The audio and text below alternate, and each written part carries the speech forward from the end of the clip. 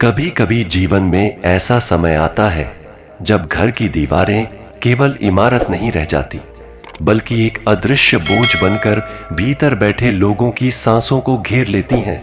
ऐसा ही एक घर गांव के अंतिम छोर पर खड़ा था, जहां बाहर से देखा जाए तो सब सामान्य लगता था। छोटी छोटी खिड़कियां, साधारण रंगों की दीवारें, धूल भरी गली और चारों ओर हरियाली। लेकिन जैसे ही आप उसके द्वार के भीतर कदम रखते, वहां की हवा कुछ भारी और थमी हुई महसूस होती। घर की छत से लटकी झूमर की हल्की झिलमिलाहट भी उस मौन को नहीं तोड़ पाती थी। घर में रहने वाली स्त्री हर रोज यही महसूस करती थी कि उसके बच्चे के चारों ओर कुछ अदृश्य शक्ति हमेशा मंडराती रहती है। उसका बेटा, जो कभी घर की खुशियों का कारण था, अब बार बार बीमार पड़ता, रातों में चिल्लाता, पढ़ाई में मन नहीं लगाता और अजीब सा डर उसके दिल में घर कर गया था। डॉक्टरों के पास जाने पर दवाइयां केवल अस्थायी राहत देती, वैद्य और तांत्रिक आए, लेकिन नजर न लगी हो या किसी अदृश्य शक्ति ने उसके चारों ओर कुंडली बना रखी हो, यही महसूस होता। उस स्त्री के दिल में एक अजीब थकान और निराशा थी।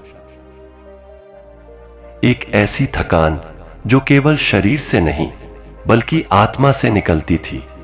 मंगलवार की वह संध्या विशेष थी, क्योंकि उसने पहले कभी इतनी गंभीरता से भगवान हनुमान जी से प्रार्थना नहीं की थी।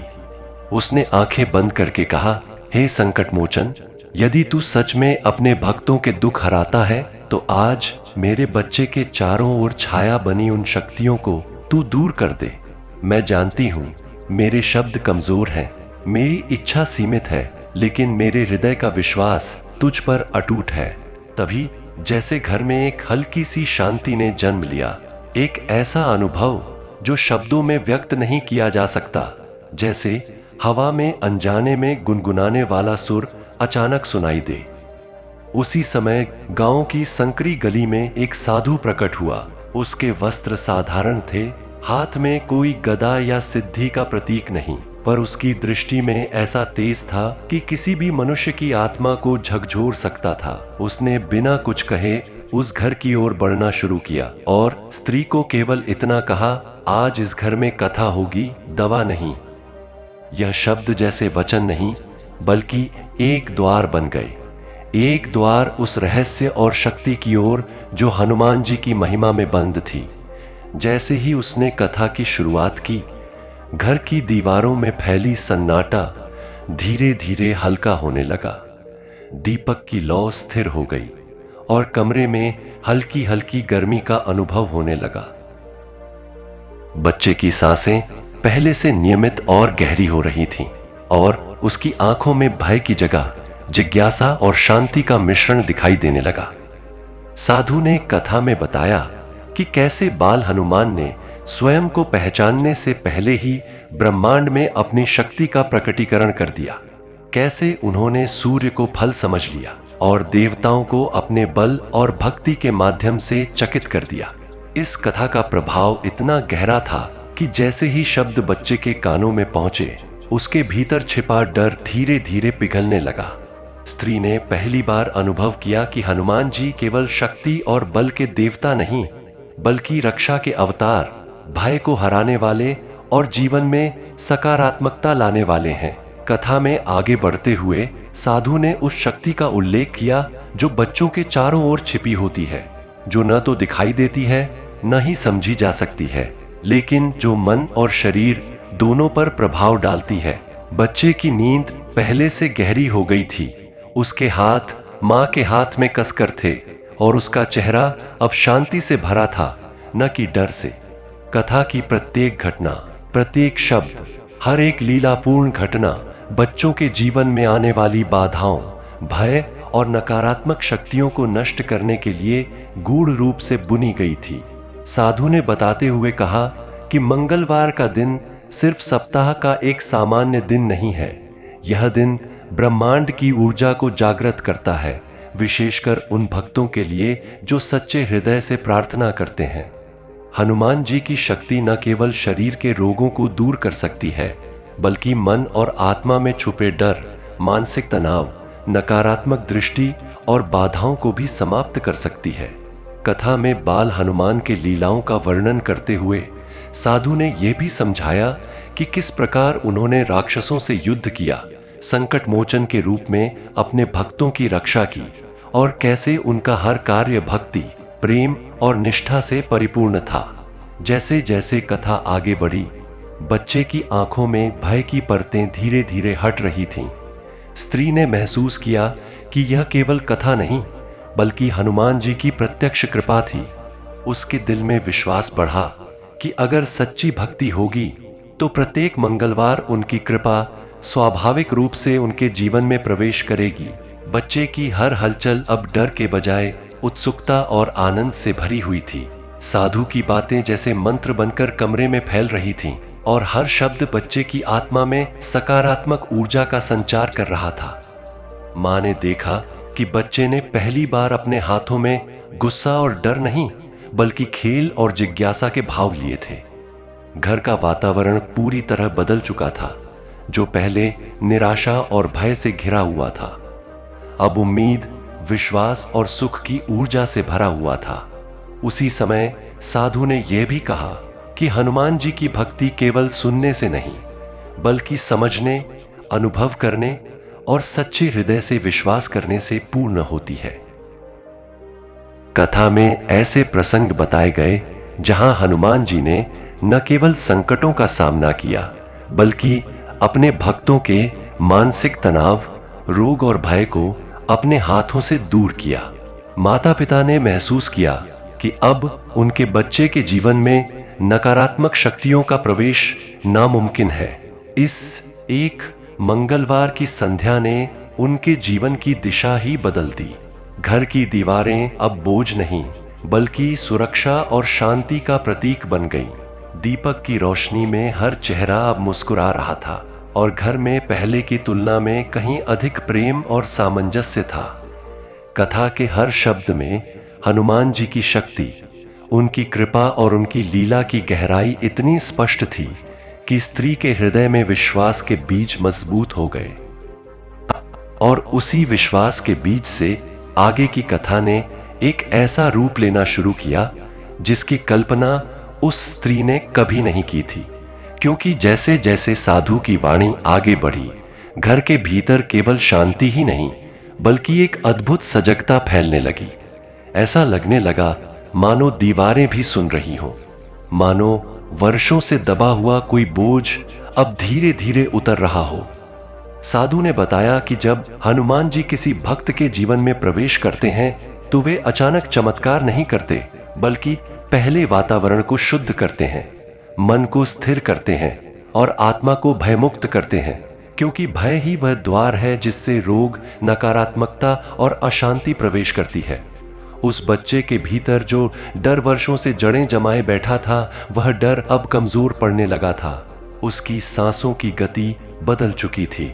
शरीर में एक अलग सी गर्माहट महसूस हो रही थी, जैसे किसी ने उसके चारों ओर अदृश्य कवच बांध दिया हो।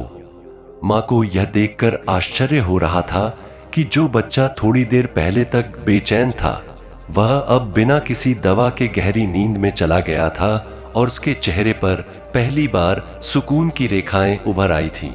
साधु ने धीमे स्वर में कहा कि यही हनुमान जी की पहली कृपा होती है।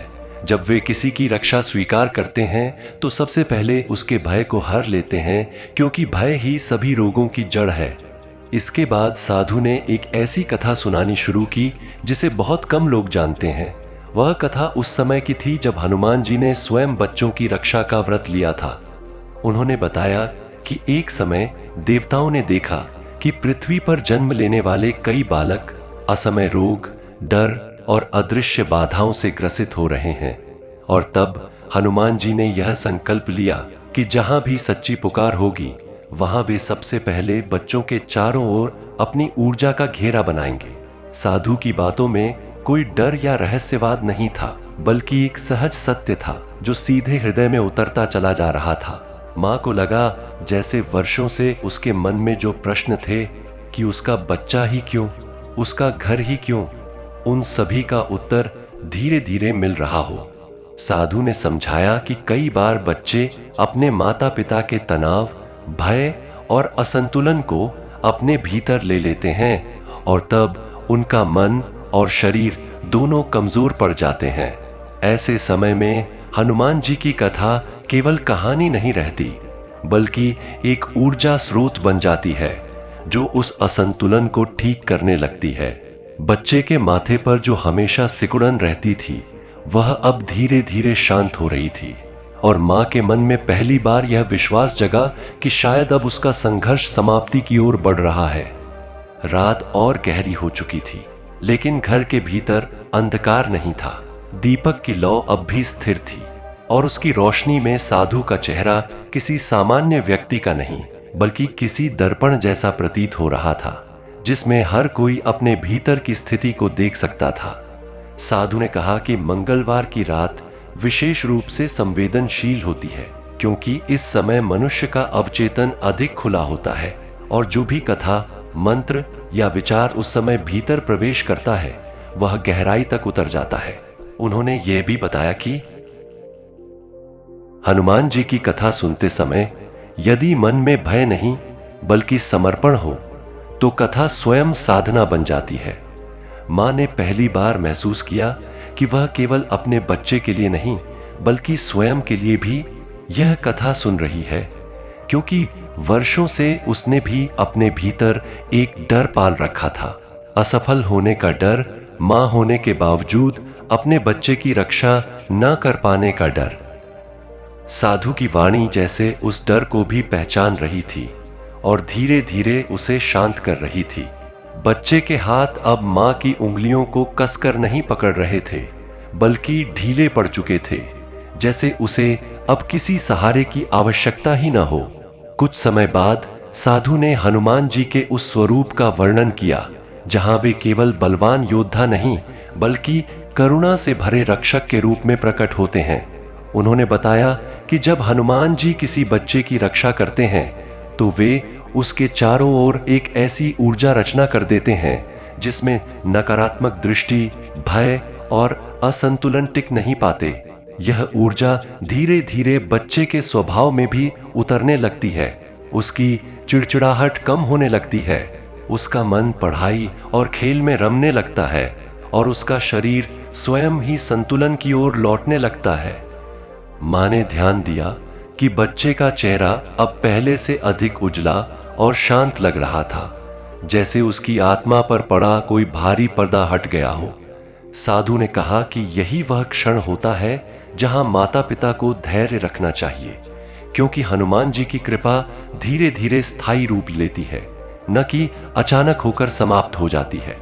यह बात मां के हृदय में गहराई तक उतर गई, क्योंकि अब वह किसी तात्कालिक चमत्कार की नहीं, बल्कि स्थायी शांति की कामना कर रही थी।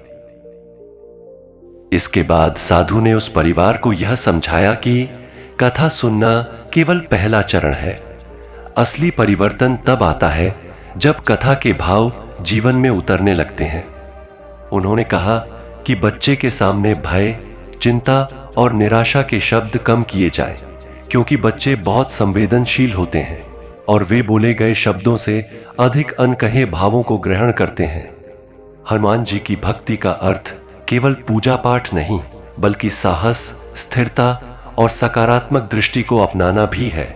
मां को यह सुनकर लगा कि वर्षों से वह अपने ही डर को बच्चे में स्थानांतरित कर रही थी, और यह समझ आते ही उसकी आंखों से आंसू बह निकले। लेकिन इस बार वे आंसू दुख के नहीं, बल्कि बोध के थे। साधु ने शांति से कहा कि यह आंसू भी एक शुद्धिकरण है, और जब माता का मन हल्का होता है तो बच्चे का मन स्वयं ही हल्का होने लगता है।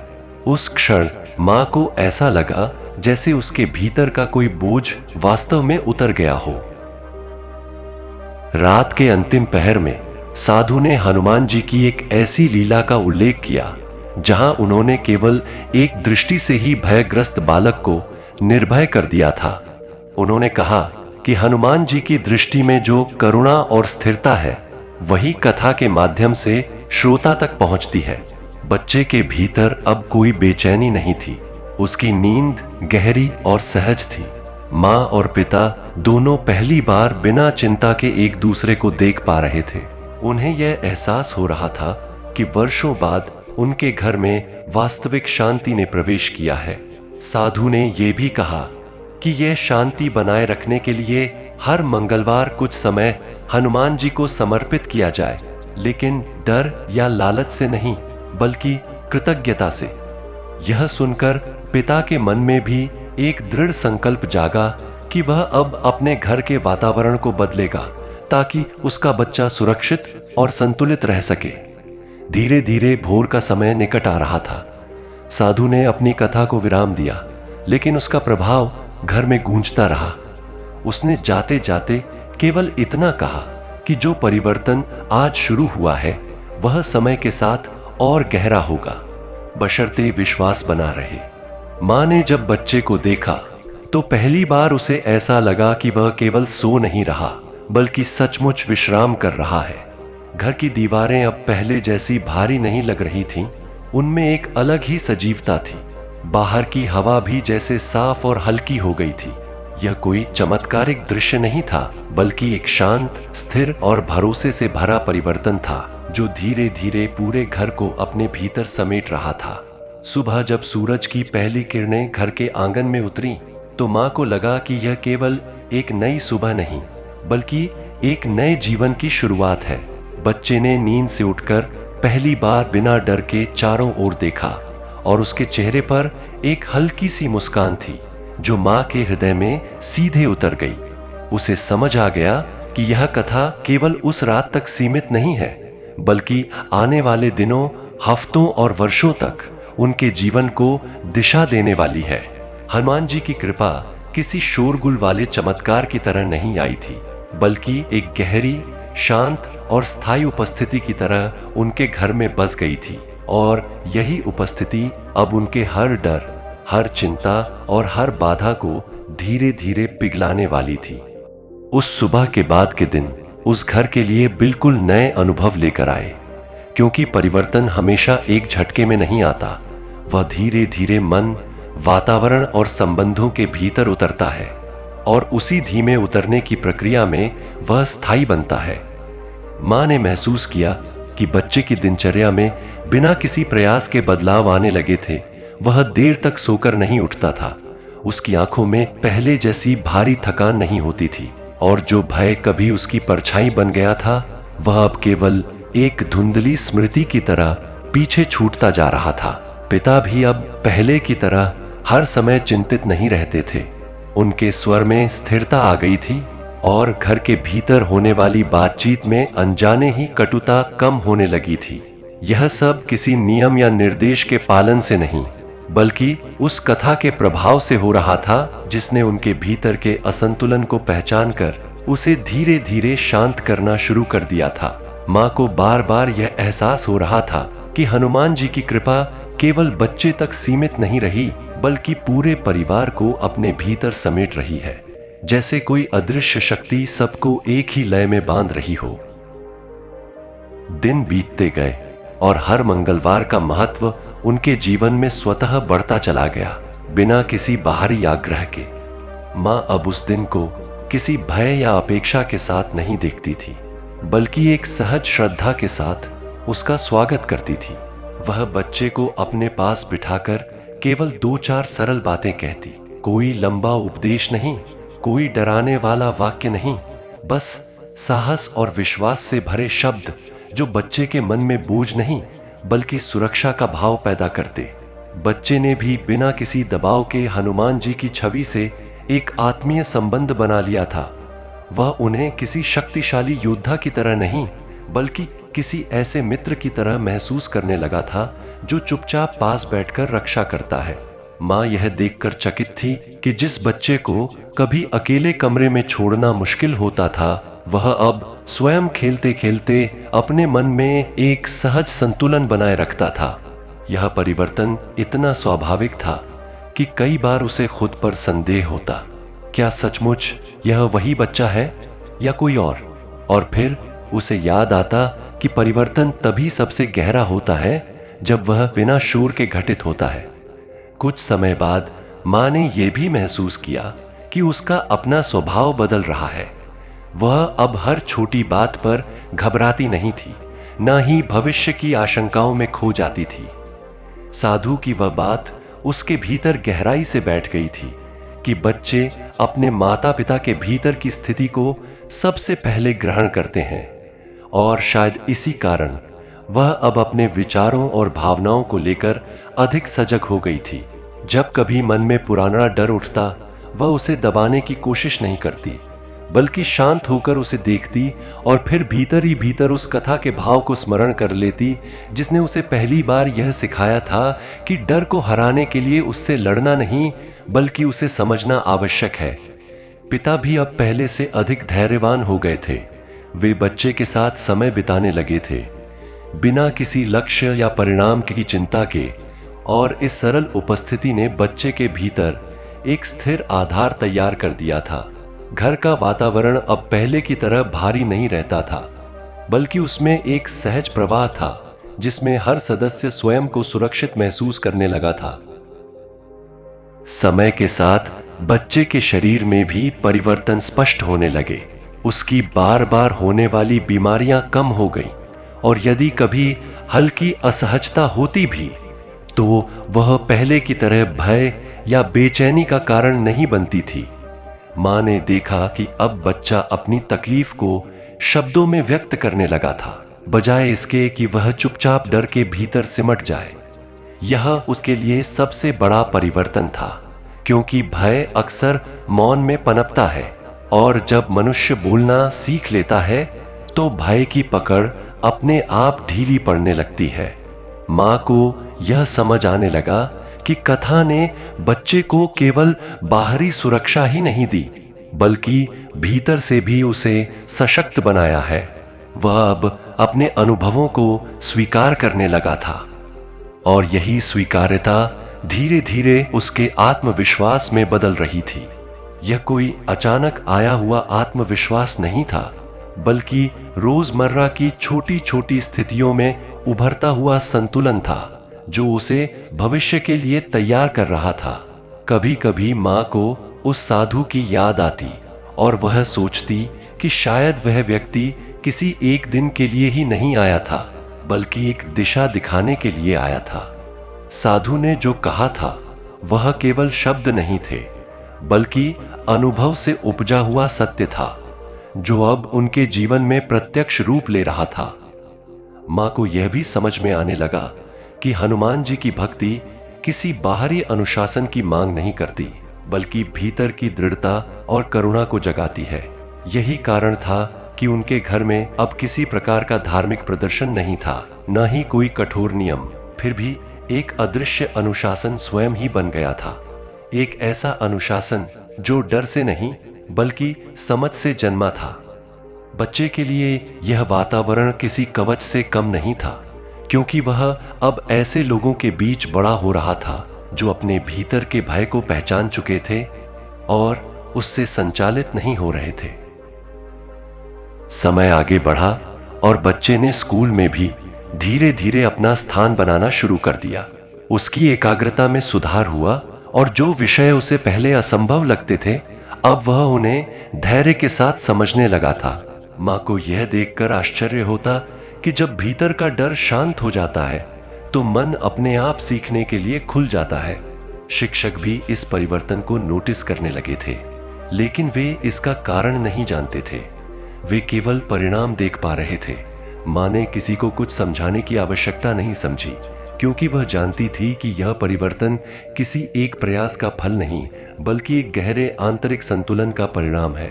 बच्चे ने स्वयं भी कभी यह नहीं कहा कि उसे अब डर नहीं लगता, लेकिन उसके व्यवहार में वह स्पष्ट था। उसकी आंखों में स्थिरता थी, उसके प्रश्नों में जिज्ञासा थी, और उसके मौन में भय नहीं बल्कि सहजता थी। एक दिन मां ने अनुभव किया कि अब वह उस पुराने दर्द को याद कर सकती है बिना टूटे। जो समय कभी असहनीय लगता था, अब वह उसे जीवन का एक चरण मात्र प्रतीत होता था। उसने समझ लिया था कि उस कठिन समय ने ही उसे इस बोध तक पहुंचाया है, और यदि वह संघर्ष न होता तो शायद वह कभी इस गहराई से विश्वास को नहीं समझ पाती।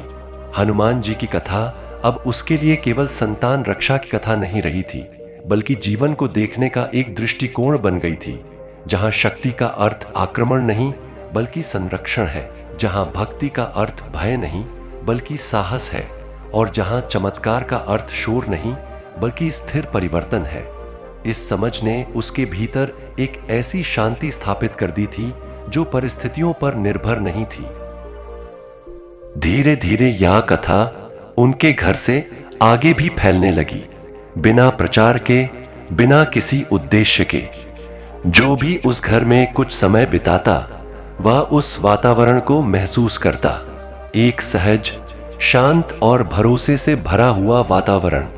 मां किसी को उपदेश नहीं देती थी, ना ही किसी को यह बताती थी कि उनके साथ क्या हुआ है, लेकिन जब कोई अपने डर या संतान की चिंता लेकर आता तो वह केवल इतना कहती कि भय से पहले मन को देखना आवश्यक है। कई लोग उसके शब्दों में वही शांति महसूस करते जो उसने कभी स्वयं उस कथा में पाई थी। इस तरह हनुमान जी की कृपा केवल एक परिवार तक सीमित नहीं रही, बल्कि एक मौन प्रवाह की तरह आगे बढ़ने लगी, जहां कोई दावा नहीं था, कोई प्रदर्शन नहीं था, केवल अनुभव था। और इस पूरे परिवर्तन के बीच मां ने यह भी समझ लिया था कि यह यात्रा कभी समाप्त नहीं होती। जैसे जीवन हर दिन नए रूप में सामने आता है, वैसे ही यह बोध भी हर दिन थोड़ा और गहरा होता जाता है।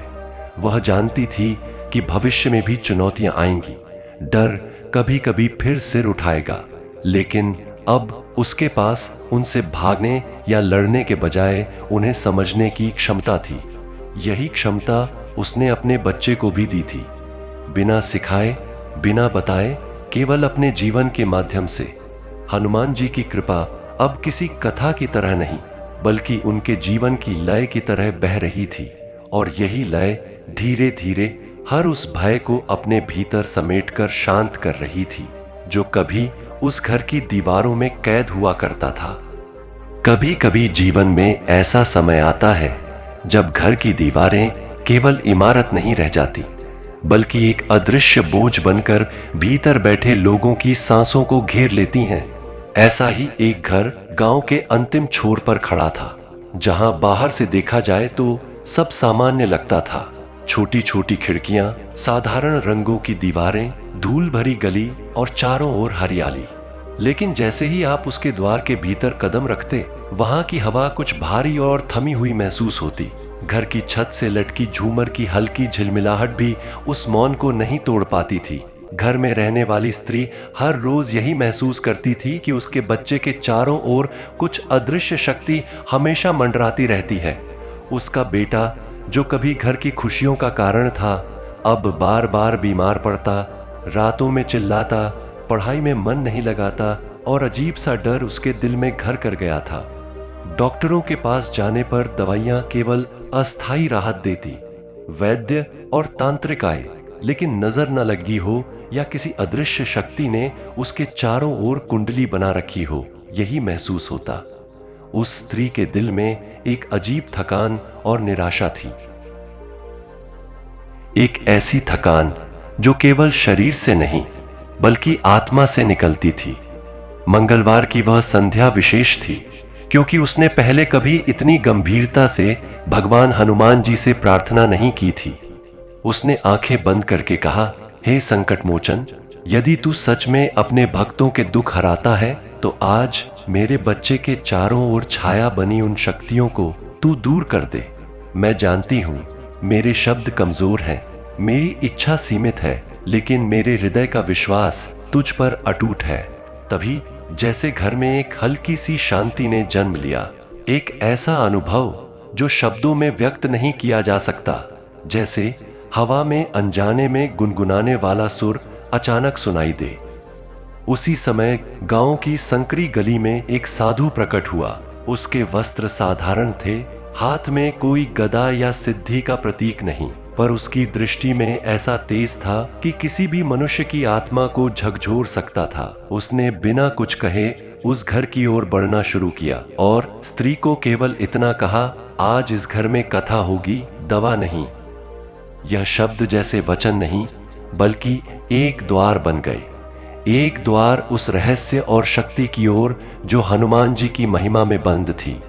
जैसे ही उसने कथा की शुरुआत की, घर की दीवारों में फैली सन्नाटा धीरे धीरे हल्का होने लगा। दीपक की लौ स्थिर हो गई और कमरे में हल्की हल्की गर्मी का अनुभव होने लगा।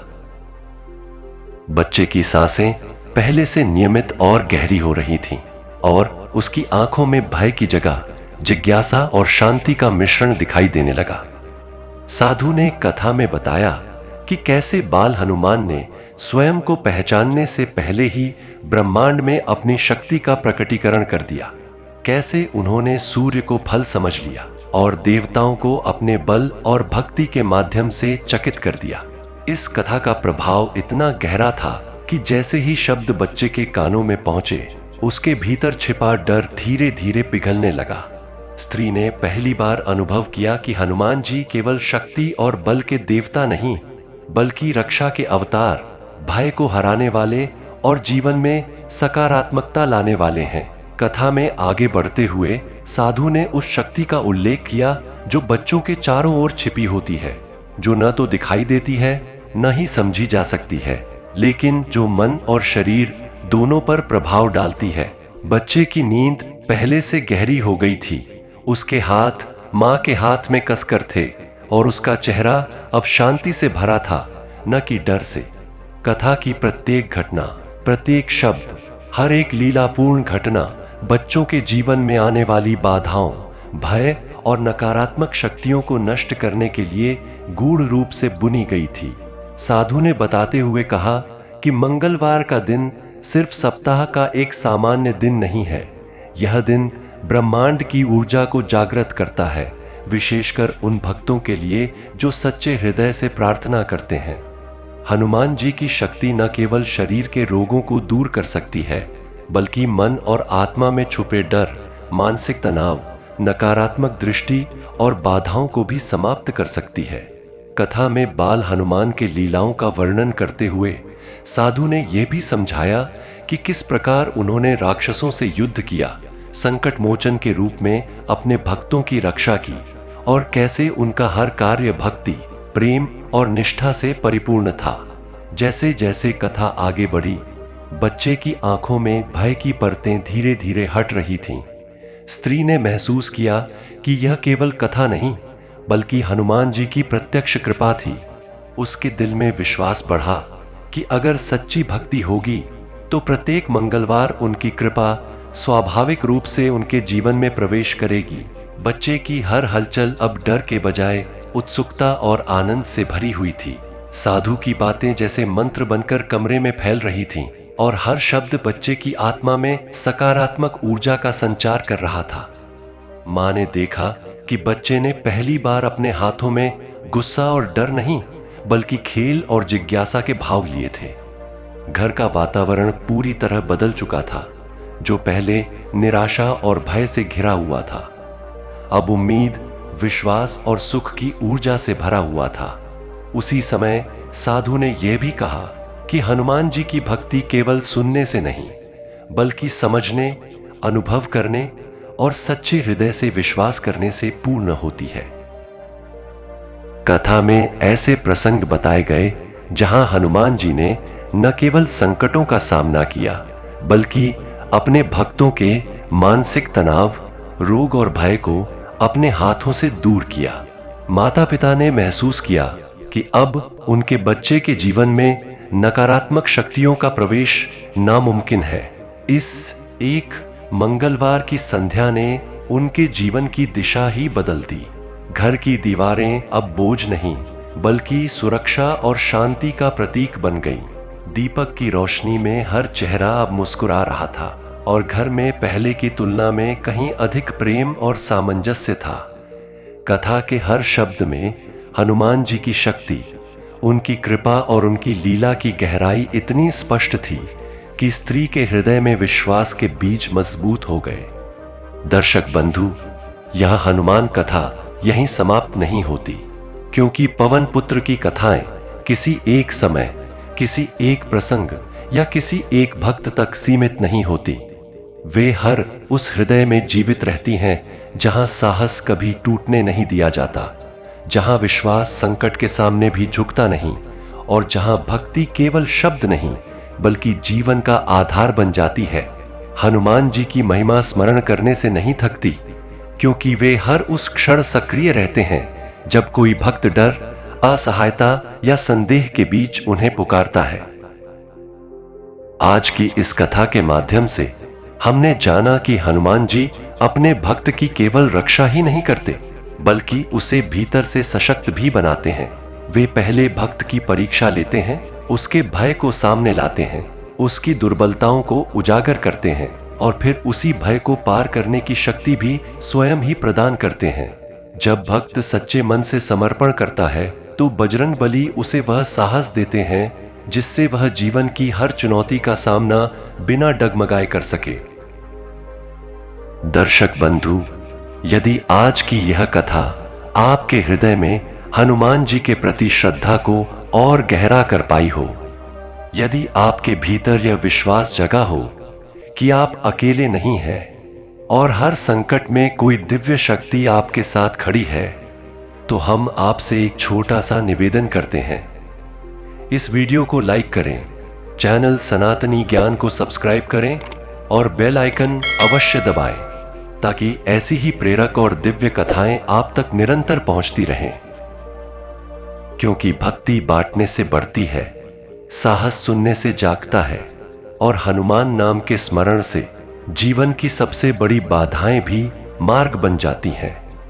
हर कथा, हर अनुभव और हर स्मरण हमें थोड़ा और मजबूत बनाता है, थोड़ा और निडर करता है और हमें अपने भीतर छिपी शक्ति से परिचित कराता है।